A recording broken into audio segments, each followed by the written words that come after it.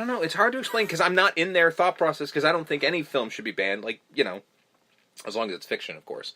But if it's fiction, go for it. It's up to the public to make their decision. But, don't be a nanny state about it or just whatever. Fucking stop whining about it. Just don't see it. Vote with your wallet, kids. Mm-hmm. But yeah, I don't know. We may have to pause because I realized one of my notes fell earlier. Oh no! Over there, so we may have to pause. All right, we'll pause. We'll be right. Okay, so we're back. Sorry about that. Yeah, no, my notes were just not in front of me. There was one page missing. Okay, so here we are. The success of the movie led to many rip-off, copycat exploitation movies, such as, and I love this, Last House on the Beach, Last House on Dead End Street, the horrible... Is that a board game? I think so. If not, it's a video game. Dead End Drive. The Horrible House on the Hill, The House by the Lake, Last Stop on the Night Train, and most notoriously, The House on the Edge of the Park, starring David Hess as the lead villain Alex. So he did a copycat of his own thing. As the lead villain, Krog. Yes. His name was Krog. You guys missed out. Kruger. You could have had The Last House on the Right. Yeah. I'm surprised no one did that.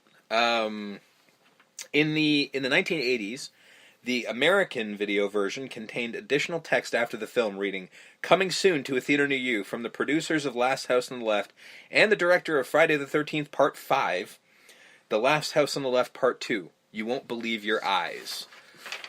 Yeah, I expect you to say Electric Boogaloo.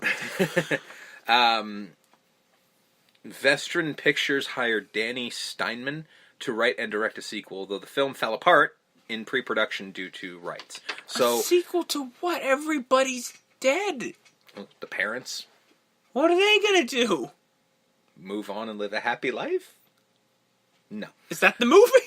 Yeah. It's just an hour and a half of them just like doing day-to-day that was shit. Fucked up that one time. Well, they bake a second cake. Yeah. They bake it for their dog, Cassie. I guess, sure. You know what? Fucking film it. Right? The Last House on the Right. Mario Bava's film, Twitch of the Death Nerve, was also released under the titles Last House on the Left Part 2, Last House Part 2, and New House on the Left. So again, no one went with the right. It's always the left. We just built another house, but it's still on the left. I think it's because, if I had to guess, the person thinking of it really thought they were clever because the original term for left was actually just sinister. So it sounds more evil. Right? Because, like, for instance, I'm left-handed, but in fact I would just be called sinister. And I like that, and I'll take that to my fucking grave now. I am sinister. Deal with it. A film called The Forgotten had its name changed to Don't Look in the Basement. Which, claiming to be from the makers of The Last House on the Left, which was not true. None of them had anything to do with this. And the film had a remake in 2009, which was very successful. Did you watch surprisingly, yeah, many times, and I own it. And you like it? I do, actually, do. Because we don't like the remake of the other one. Which one? The Friday. Yeah. Not that Nightmare. Do you know why I like this one? Which is the one thing that they refused to do in Nightmare on Elm Street. Produced by Wes Craven and Sean Cunningham. They let the actual people who were running the show in. Yeah. The only remake of a Wes Craven film that Wes did not produce whilst he was alive was A Nightmare on Elm Street. And it's the only one that you can honestly say is a ginormous piece of shit. Because of that fact. Pretty much, yeah. Because So clearly they were trying to make their own thing and they didn't know what they were doing. So we finally come to The Last House on the Left. Yes. With the disclaimer at the beginning, which was in several films. This is all real. The events were true. This was a big thing. And but the names are They changed. ended up stealing this for, and he admitted he took it was for Texas Chainsaw Massacre. Okay. Toby Hooper, yeah. Another movie we might actually get to. Oh, we'll definitely get to that. So that's another exploitation film we'll get to. So we start with Mary. Again, M-A-R-I. That's not Mary, but sure, Mary. Yeah. Just doing her thing. She's just, getting ready to go out. Proof that this was made by pornographers. And I can't even say that. Proof that it's a horror film. We randomly see her coming out of the shower naked because we can. Yep. Because it's a horror film and that's what you do. Her mother, Estelle, and Dr. John, the Collingwoods, where are you going? I'm going to go see a band. What's the band's name? Band's name Bloodlust. No. No, once again, this is the whole nightmare, what was it, 3? Yeah. Of it, like, her listening to Dawkins. Yeah. Like, no. This, yeah, like, kind of preppy-looking girl... It might be the influence of... Phyllis, who is from the wrong side of the tracks. Right, maybe Phyllis they don't even not say that. They literally say she's from this side of the tracks, so they don't fuck around with that. So maybe it's her influence. Phyllis is in the Bloodlust, and I'm like, what band is Bloodlust? Do you think? Well, because metal's not really a thing, and well, yes, it was. The Black Sabbath existed. However, there is a band in the '80s called Bloodlust, who are a speed metal band. They're fucking terrible, but they do exist. Because, of course, I had to look that up. Right. But what kind of band are they? I'm assuming very hard rock. Yeah, maybe punk. Yeah, they probably... Well, I mean, at one point, they steal the thing from Alice Cooper, saying that they dismembered a live chicken. Right. So my guess is shock rock, something of that nature, which gets into a discussion that Mary and Phyllis have in a moment. Right. John's... They have that horrible fucking conversation where they point out that you can see her nipples in their shirt because she's not wearing a bra, and they're like, we don't wear bras, whatever, and she actually says the word tits. And in the most awkward delivery ever, fucking John pulls out with tits. What's this tits business? It sounds like I'm back in the barracks. Which is one of my favorite deliveries because it's so terrible. So unbelievably terrible. Like, we heard that in the war. We had tits. Yeah, we were saying tits mammary glands. Mammary glands. Because he's a doctor, so she wanted to be clinical about it. And also to be a shit. Yeah. Right before she leaves to see Bloodlust, her mom gives her a gift. Yep. A peace symbol.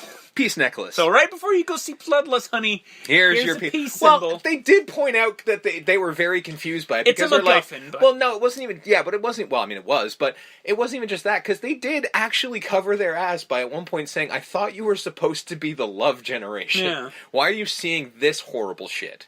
And then they ask who Phyllis is. And they're like, oh, Phyllis is the chick from the wrong side of the tracks and whatever. And then cut into... interspersed with them driving... And then Phyllis having the conversation, meeting the parents, and has that another cheesy ass line of just like, "What do your parents do?" Well, they're in the iron and steel business. Oh, really? Both together? That's odd. Yeah, my mom irons and my dad steels. But clearly, you're all weak. Yeah, try the veal. Showing that she is from the wrong side of the tracks. So Phyllis and Mary are on their way. They're walking through the woods, and they drive for a bit.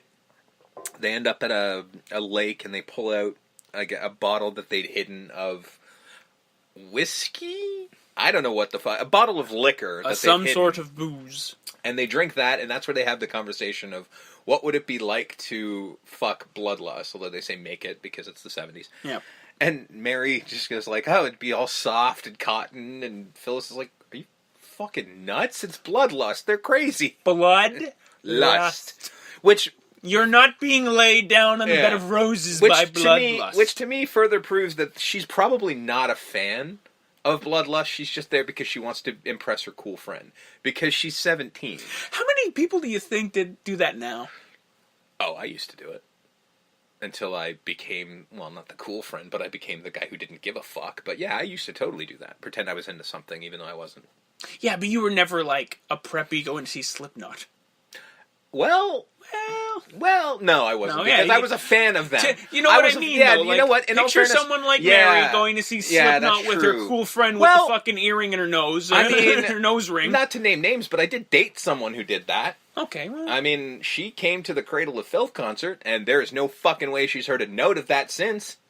So she claimed to be a fan, but we don't date anymore, and I guarantee you, she's never heard Cradle of Filth since then. So it happens. Yeah. So they get back in the car. There's a radio report of vicious killers on the loose. Yeah, they're going to turn on the foreshadowing station. Fred Weasel Podowski, who I don't think anyone calls him Fred other than that one thing in the beginning. Yeah, they call him Fred Weasel Podowski, and that is it. He is a weasel for the rest of the film. Can I point out that they invent a word? Peeping Tomism. Peeping Tomism. He's there for, like, exposing himself and all this kind of other shit, and then peeping Tomism. I'm like, I don't think that's a word, guys. Krug Jr., I think they just call him Junior? Yeah, his name is Junior. Junior. So there's Krug, and then there's Junior. So Krug is... He just broke out of jail for being in there for the triple homicide of 2 nuns and a priest. Because if he wasn't evil enough, we had to throw that aspect on there. And the life of a German Shepherd. Well, no, that was Sadie. That's Sadie. In the fucking in the escape. Killed 2 this police beast-like officers. woman kicked a German Shepherd to death. Clearly, just showing these are horrible fucking people. And he also, one of the things that you notice is that Krug also is known to have an illegitimate son that he got addicted to heroin so he could control his life. Because that's what you do, apparently. Apparently. So we meet these guys in whose apartment?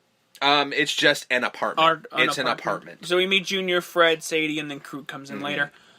Junior and Sadie. Well, Sadie's in the bathroom having a smoke and a bath. And then she asks to get a beer, and then they make Junior because Junior's the guy who goes and does it. And then so they he have goes a weird conversation where he's a frog. Well, what's happening is they're just like they're looking for alternate names. But Junior takes it in a very different way of like, what would you like to be? And he said, I'd like to be a frog. And then he says about like how he'd like to be a frog with his own lily pad, basically hating his fucking life. Right.